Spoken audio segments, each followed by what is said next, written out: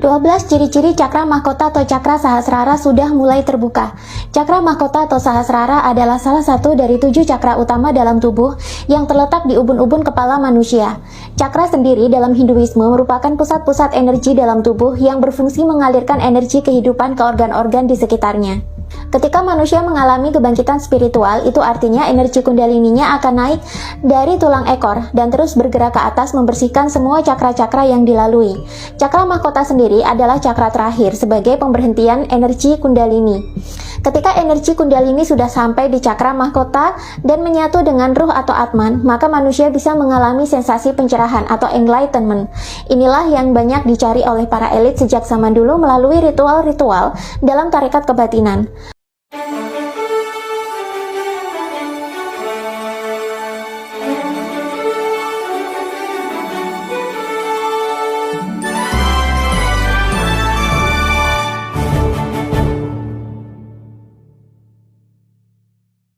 Lalu, apa sih ciri-ciri kalau cakra mahkota atau Sahasrara kamu mulai bersih dan terbuka?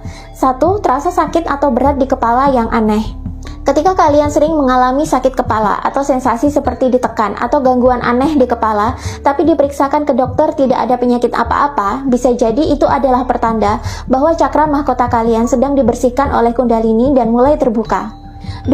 Mengalami pencerahan.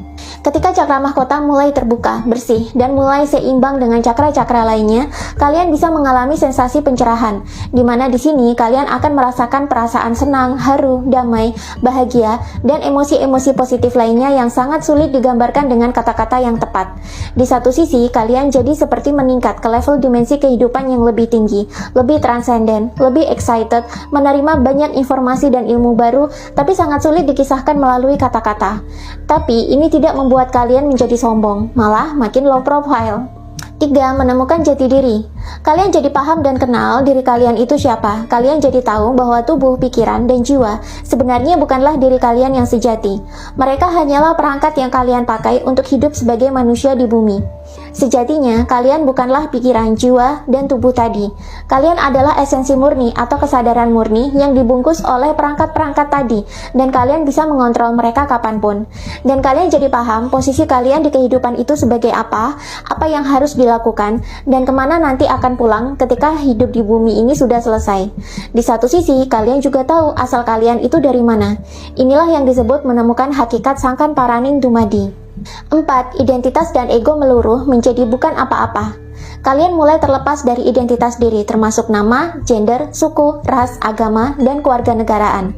Kalian sadar identitas itu diperlukan untuk hidup di zaman sekarang, tapi kalian juga sadar bahwa identitas itu bukan sejatinya kalian, sehingga kalian bisa melepaskan diri dari ikatan identitas tersebut secara batin. Kalian juga jadi bisa mengenali ego, tahu kapan ego mengambil alih kontrol hidup, dan mulai bisa mengendalikan ego. Bahkan ego nampak meluruh dan nurut kepada diri sejati, sedangkan kalian sendiri merasa bukan apa-apa dan bukan siapa-siapa. 5. Mengalami kemanunggalan atau kebersatuan mistik. Kalian juga akan merasakan sensasi kebersatuan mistik yang abstrak, sulit sekali dijelaskan melalui kata-kata. Kalian merasa menyatu dengan sang sumber yang kita sebut sebagai Tuhan, meskipun secara panca indera kalian tidak bisa melihat, mendengar, merasa, menyentuh, atau mengecapnya, tapi rasanya seperti menyatu. Dan setelah itu kalian jadi sadar kalau sebenarnya diri sejati atau kalian yang sudah sadar atau tercerahkan adalah percikan cahaya Tuhan itu sendiri. Ada sedikit esensi Tuhan dalam diri, dan kalian jadi lebih mengandalkan diri sendiri. 6. Ilmu pengetahuan dan informasi semesta mengalir deras seperti tanpa filter. Seolah-olah otak kalian itu terbuka, tidak ada tempurung kepala, kulit, dan rambut yang melindunginya lagi. Karena sekarang ilmu pengetahuan dan informasi yang banyak tersebar di alam semesta mengalir deras melewati kepala. Bahkan saking derasnya kalian seperti kewalahan dan tidak mampu menangkapnya satu persatu. Informasi dan ilmu pengetahuan benar-benar tersebar di semesta dan bisa diunduh manusia kapan saja manusia mau. 7. Mudah mendapatkan ilham. Ketika ilmu pengetahuan dan informasi semesta mengalir deras, kalian bisa menangkapnya sebagai ilham, intuisi, ide, gagasan, bahkan wahyu. Orang Jawa menyebutnya wangsit. Inilah yang menjadi rahasia kenapa para nabi, rasul, filsuf, dan cendekiawan-cendekiawan di zaman dulu, bahkan sampai di zaman sekarang, ini bisa mengeluarkan pemikiran, nubuat, bahkan karya terbaiknya dan awet sepanjang masa. Karena mereka tak hanya memberdayakan kecerdasan dalam diri saja, tapi mereka juga mengkolaborasikannya dengan pengetahuan atau ilham yang didapatkan dari semesta. Hanya saja, agar lebih mudah dicerna oleh zaman dulu, proses pengunduhan informasi ini kerap dikisahkan dalam cerita-cerita mitologi atau mistis atau bahkan fantastis, seperti pertemuan dengan dewa atau malaikat yang memberikan wahyu atau nubuat. Karena kalau diceritakan aslinya, orang di zaman itu pasti bingung memahaminya, kecuali mereka juga sama-sama sudah tercerahkan atau memiliki level kesadaran yang cukup tinggi. 8. Melampaui dualitas. Kalian jadi menerima kalau dunia ini memang terdiri dari yin dan yang atau dualitas, yakni dua hal yang saling bertolak belakang. Namun keduanya berjalan beriringan dan membuat bumi jadi hidup. Hanya saja kalian sekarang tidak mau terjebak di salah satu sisi. Kalian lebih memilih untuk melampaui dualitas. 9. Melihat keilahian dimanapun. Kalian jadi melihat seolah-olah Tuhan ada di mana-mana, walaupun Tuhan memang tidak bisa diindrakan. Tapi dalam kesadaran batin kalian, kalian merasa bahwa di mana-mana ada esensi Tuhan. Alam semesta ini merupakan hasil pikiran Tuhan yang tercipta dari satu sumber yang sama. 10. Melebur dengan sekitar. Kini sudah tidak ada lagi keakuan atau egosentrisme. Kalian merasa diri kalian telah melebur dengan sekitar, menyatu atau manunggal dengan alam sekitar. Dan kalian juga menyadari bahwa semua yang ada di semesta ini itu saling terhubung, bahkan dalam ruang kosong sekalipun. 11. Bijaksana. Kalian kini menjadi orang yang bijaksana. Kalian lebih taktis dalam menghadapi masalah, bisa berpikir jauh ke depan, dan mampu memilih mana yang terbaik untuk saat ini, bukannya memaksakan kehendak dan kebenaran kepada orang lain. 12. Kontrol diri sangat bagus. Kalian menyadari bahwa pikiran, jiwa, dan tubuh itu bukanlah diri kalian yang sejati. Diri sejati kalian adalah kalian sendiri yang sudah sadar, yang terbebas dari ikatan-ikatan apapun. Karena sudah terbebas dari banyak ikatan dan kemelekatan, akhirnya kalian memiliki kontrol diri yang bagus, sedikit reaktif, dan mulai bisa memilih respon mana yang paling bijak untuk menanggapi suatu peristiwa.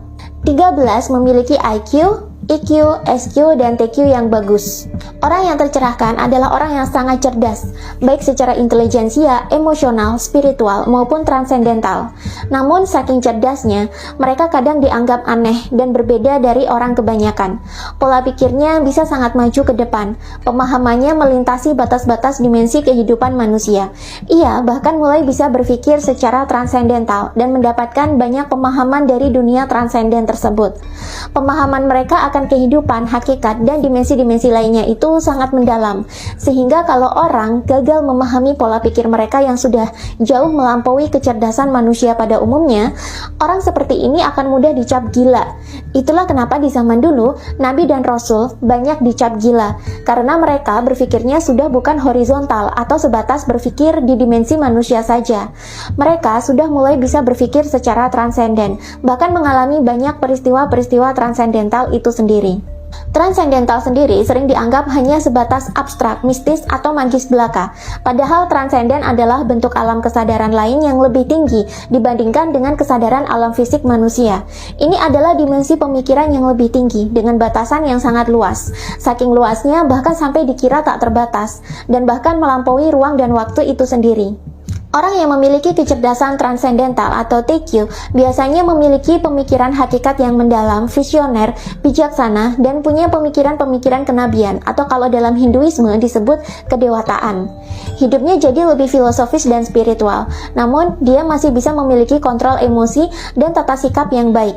Dia juga pintar menempatkan diri di tengah masyarakat, sehingga walaupun pemikirannya itu sudah sangat maju atau lintas dimensi, dia mampu meminimalisir kesalahpahaman dalam masyarakat.